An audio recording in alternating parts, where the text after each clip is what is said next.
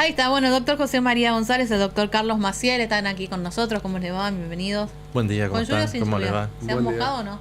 No, Una yo no me gotita mojé. apenas, No. pero mínimo. Mínimo pasó el chaparrón porque cada tanto se larga con todo. Decíamos, ¿será que van a poder llegar? Porque bueno, está inestable la mañana. Bueno, ¿qué tema? Primero, ¿vienen más o menos siguiendo, saben algo de lo que está pasando? Que se ha convertido en, no sé, en el tema. Todo el Sí, mundo opina, como- aún sin haber escuchado ni el testimonio de la víctima, ni el descargo de Jay Mamón. Todo el mundo ya tiene una opinión en relación a esto, que de fondo hay una denuncia grave, como es un abuso a un menor. Exacto. ¿Por dónde empezamos? ¿por Si lo dónde queremos empezamos? analizar. ¿Puedo empezar diciendo A ver. por qué prescribió la causa? Yo empezaría, si me permitís, por otro lado, y tiene que ver, Sí. Usted que vamos sabe. a lo de la Usted que prescripción. sabe. No, pues me interesa lo que dice Cristina. Digamos.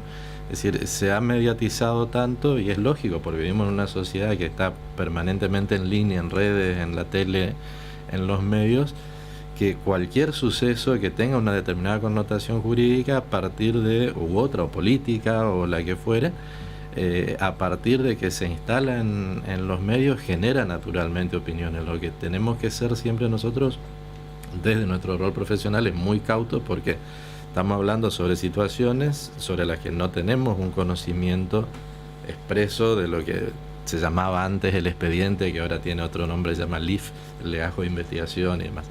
Entonces, lo hacemos siempre con la aclaración de que tratamos de interpretar la información, de ponerla en modo de que se pueda comprender acabadamente y evitar el prejuicio, ¿no? Básicamente eso creo que tiene que ver con esto, y tiene que ver con una temática que está cada vez más expuesta, que tiene que ver con la intimidad de las personas, y sobre todo cuando esa intimidad roza la cuestión de la sexualidad, genera toda esta, y si se trata de alguien famoso, bueno, con mucho más razón, y como en este caso en el marco de una causa, o probablemente o no vinculada a una causa más grande, están dados todos los componentes para esto, así que tratemos de ponerle un poquito de claridad con esta aclaración, ¿no es cierto?, con el límite de que el caso concreto uno no lo termina conociendo, sino las partes que intervienen directamente en el expediente. Claro, pero como bien decía Gustavo, se empezaron, o sea, en el medio de esto que es tan mediático y que es tan popular por la persona que está involucrada, se cuelan por ahí cuestiones jurídicas o técnicas, y una de esas es la que decía Gustavo. ¿Por qué prescribió la causa? En principio, básicamente hay que tener en cuenta que hay varias leyes, digamos, que se van sucediendo en el tiempo. En líneas generales, las causas prescriben cuando llega el máximo de la pena y no avanza en el proceso, digamos, o llega a los 12 años, que es el límite máximo, ¿no es cierto? En esta cuestión, el tema de los abusos sexuales, hay varias leyes que se fueron dando. Por ejemplo, la conocida la ley Piazza, ¿no es cierto? Que estableció que a partir de los 18 años recién empieza a correr el plazo de la prescripción. Y hay otra ley A los posterior. 18 años de la víctima. Claro, o sea, a partir de la mayoría de la edad de la víctima empieza a correr el plazo de la prescripción. Ah. Hay otra ley posterior que establece que una vez que la víctima hace la denuncia, o sea, porque también y escuché hoy cuando venía en el auto, ¿no es cierto?, de que personas, pues, de ejemplo, decían, ¿por qué tardan tanto tiempo en hacer la denuncia y esperan tanto? Porque tiene que ver con un proceso interno de la víctima, y a partir de esto surge esta otra ley que dice que a partir de que la víctima hace la denuncia o ratifica la denuncia que es hecha por los padres o tutores, ahí recién empieza a correr el plazo de la prescripción.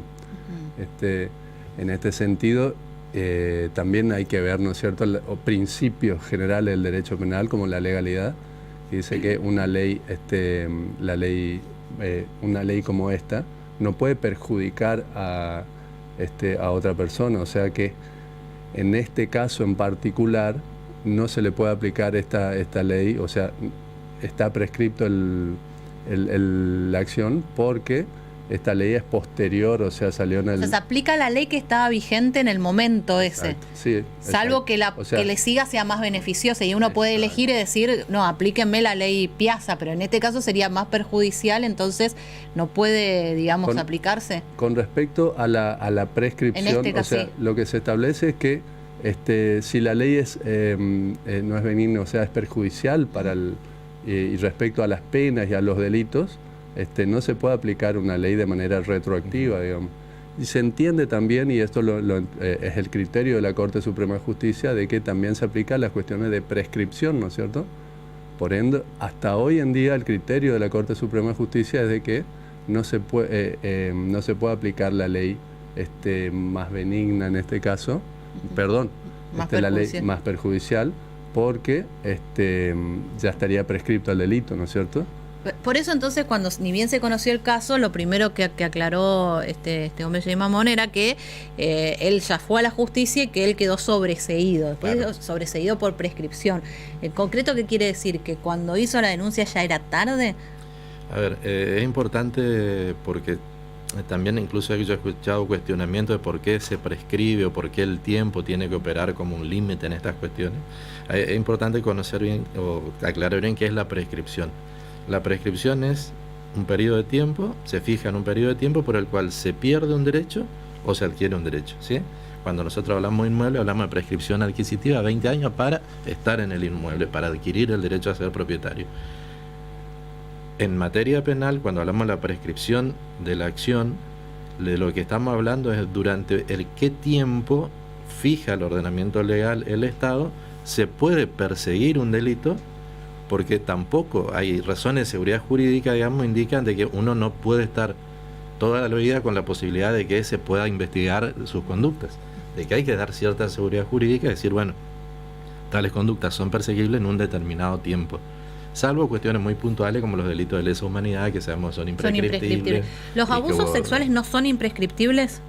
En principio no son imprescriptibles. Ajá. En estos casos lo que bien estaba planteando Carlos es un juego en el tiempo entre el hecho, la mayoría de edad del denunciante, el conocimiento que se tomó respecto de ese hecho, pero a su vez que durante todo este tiempo, donde pasaron más de 10 años, se sucedieron diversas leyes.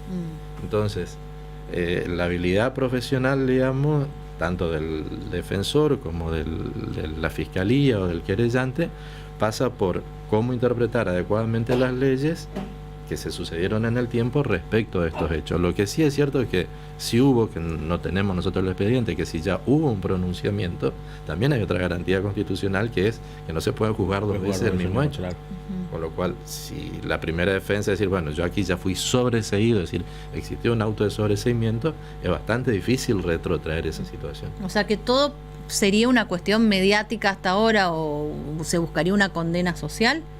Yo creo que la condena social está dada desde que el caso se expone, ¿sí? Porque cuando, más allá de la persona, digamos, le toque a quien le toque, más o menos famoso, una vez que el caso toma notoriedad, genera naturalmente un posicionamiento de las personas, ¿no? Y en ese posicionamiento entran a jugar la subjetividad, los intereses personales, la manera de ver la vida, los principios de cada uno, y necesariamente se traduce en determinada condena social, que a veces es la más grave, ¿no? Ajá. Si Jay Mamón fuera inocente, y le dice, doctor González, quiero que me patrocine, yo soy inocente, me están acusando de esto y yo soy inocente, ¿qué medios tiene para demostrar, bueno, su inocencia ante la sociedad? Ya legalmente no va a ser condenado, pero ante la sociedad, digamos, ¿qué medios, qué herramientas tiene para demostrar su inocencia?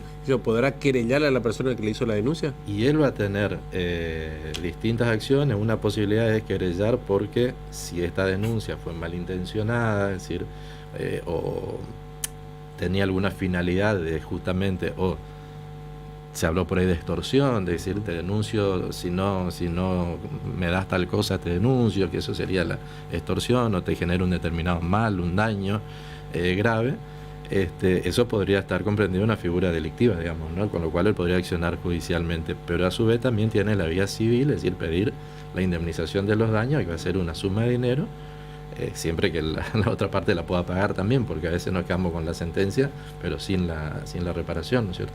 Además de las calumnias e injurias, posible también en el caso, digamos.